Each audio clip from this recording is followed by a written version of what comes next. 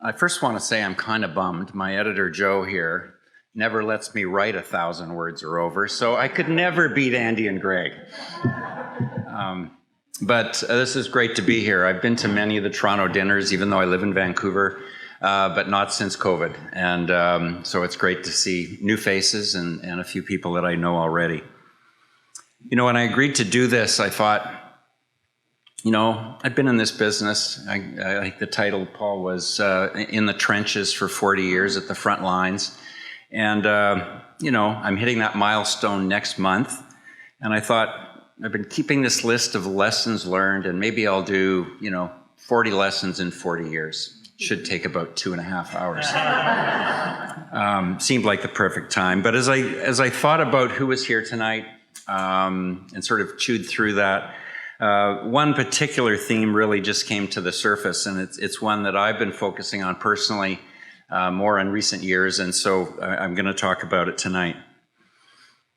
To set that up, you know, if you think about who's here tonight, we are all trained to look for inefficiencies in the market that we can take advantage of for our clients. Under overlooked stocks, structural dislocations, underappreciated trends. We're like heat-seeking missiles in that regard. Well, I'm here to tell you, you might want to get your notepads out, that the biggest inefficiency there is, and one that's not easily arbed out, is staring us in the face. And it's investor behavior. And I'm really pissed off because Tim stole all my thunder. If you read his articles, you don't have to listen to this. But it's what I'm referring to is the actions taken by regular Canadians, the end users of many of the investment products that we manage. And when I say inefficiency, I mean the biggest cause of slippage to client returns. Now, I'm talking in the broadest sense, you know, Mr. and Mrs. Smith earning 4% instead of 6%, which translates into them accumulating $1 million for retirement as opposed to, believe it or not, $2 million. Clearly, providing good investment management is important. Charging a reasonable fee, I hope, is a given. But it all goes for naught if the ultimate consumer uses our products and skills incorrectly. Now, the penny dropped for me when I saw a study of the returns for clients of a very eminent US firm. This was a number of years ago. It was GMO. Many of you know GMO, Jeremy Grantham. And the firm's got an excellent record. It at one point had been manager of the decade. But the report said that their clients hadn't done nearly as well. And indeed, their clients had done quite poorly. And I think all of us in the room know why. When they were doing well, money flowed in. In hindsight, probably when valuations were getting extreme. But it flowed out just as quickly, I suppose you could argue, when opportunities were the best. Now, when studying history, we see these kind of patterns. We find that, you know, our profession loves to compare cycles, which I think is really hard to do. There's more differences than there are similarities between cycles.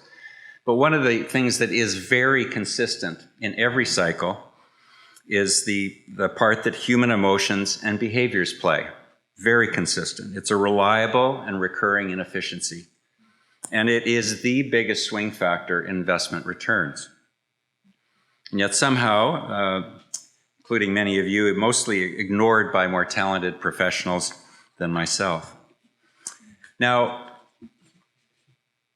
I fought that for a while, but I had it reinforced a few years ago. I served on a regulatory committee, actually here in Ontario, and around the table was most of the big manufacturers in Canada, the mutual fund companies, the ETF sponsors, the banks were there. And I had a chance to ask the group what work they were doing to assess how the investors, the buyers of these products, were doing. And it was quite comical. There was just a total pregnant pause. There was silence, blank stares. I think somebody thought I was speaking another language. They didn't understand what I was asking about. And it really reinforced to me that you know, our industry's shortcomings, as great as the number of products we have and the talent of people we have, we still have an opportunity to make a difference in this area. Is that somebody's Go Train alarm? If you're not yet clear, though, what I'm referring to, let me be more specific. I'll give you some examples. I'll go back 25 years. You remember how investors got on board with the tech boom. Most of it was getting on late and riding it back down, and some of us are guilty of doing that as well. But that wasn't, being undiversified and going all in on a trend wasn't the only thing that caused the damage. Just as big an issue was the hangover after the tech wreck.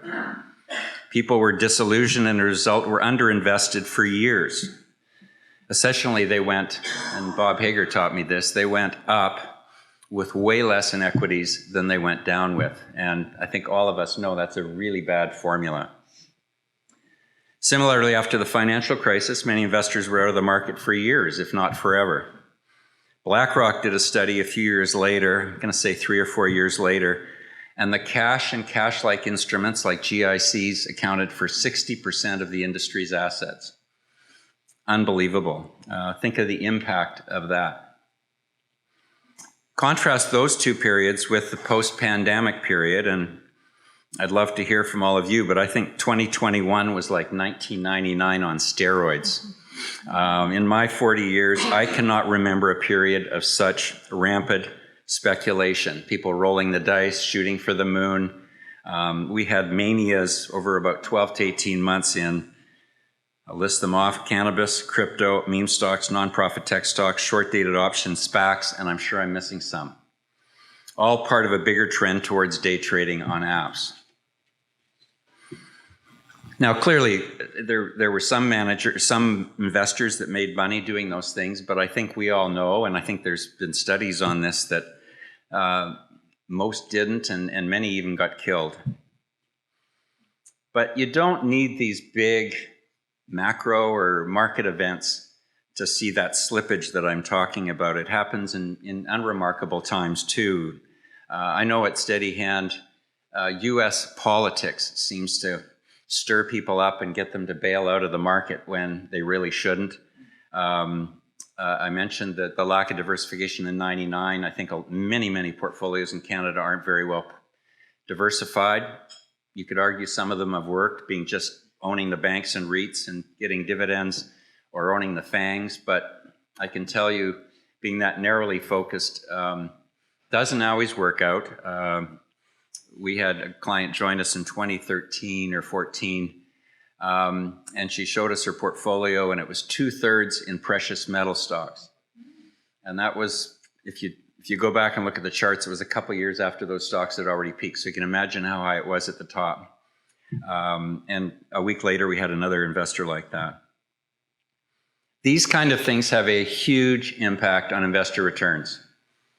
Now, we're all trying to get in the first quartile, stay out of the fourth quartile, but frankly, whether you're first, second, third, or fourth as an investor in one of those funds, I don't think it has nearly as big an impact as missing out on a couple of years of returns because you got, as Tim talks about, getting spooked out of the market.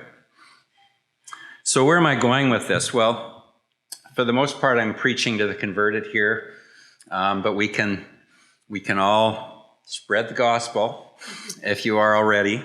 But let me give you some examples of things we can do to do a better job to build a foundation for our wonderful profession going forward. And some of them are pretty specific, but for instance, before we claim victory, because we're in that first quartile, we need to check and make sure that our clients have come behind us and are also in the first quartile.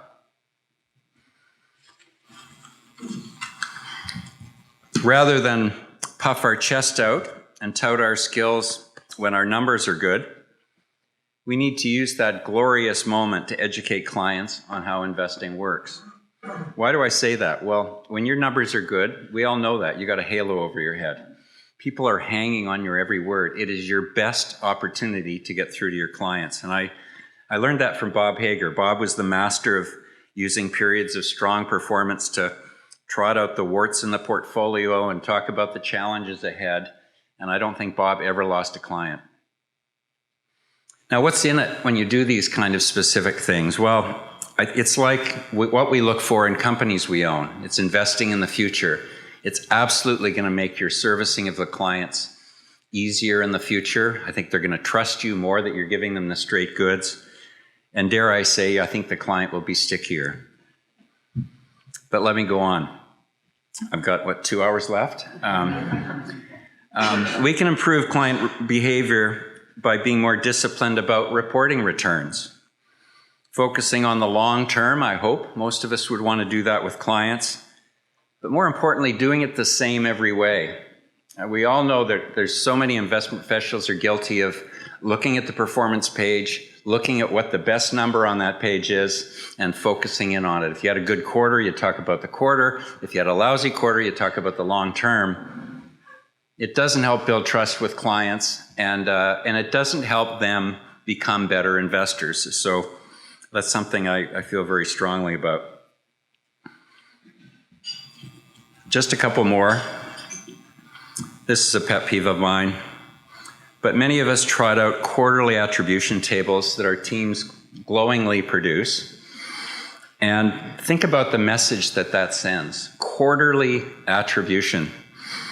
Do we really want that 3-month attribution, which is, you can tell my attitude, is totally meaningless, to squeeze out more important things that we want our clients to remember? And I can tell you, doing this for 40 years, doing portfolio reviews with institutions and private clients, if you can get somebody to remember 2 or 3 things, as glorious as the presentation is, you're doing well. Sometimes only one thing. And so, do you really want to bog that down with 3-month attribution?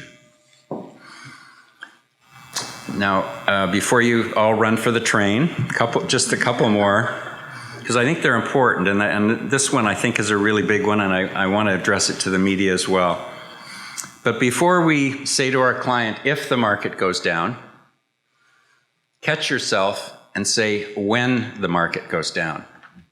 Or if your fund goes down, but when your fund goes down. I learned this from Dan Richards, and Dan taught me that substituting that one word makes a world of difference in setting expectations for our clients.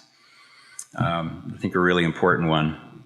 I don't know how many of the firms here do advertising or a lot of product lunches, but I think one of the things that we also need to do in this industry is align those 2 things, advertising and product line, with what we think is best for the clients. And I'm referring to, I think we all know, if you think about a weak period in the market, what's being advertised? It's safe, no downside kind of products. But if that marketing executive walked down the hall to the investment management department, he most likely would find that the IM team is actually dialing up risk, taking advantage of weak markets, better valuations. And so what are we doing our clients any good by advertising clients or being pro-cyclical with our advertising and our product launches? Because I can tell you, product launches are really, for a firm who never does them, they're really important. New products influence people's behavior. So, and finally, that one wasn't aimed at the press and media, so I'm sorry. But this one is.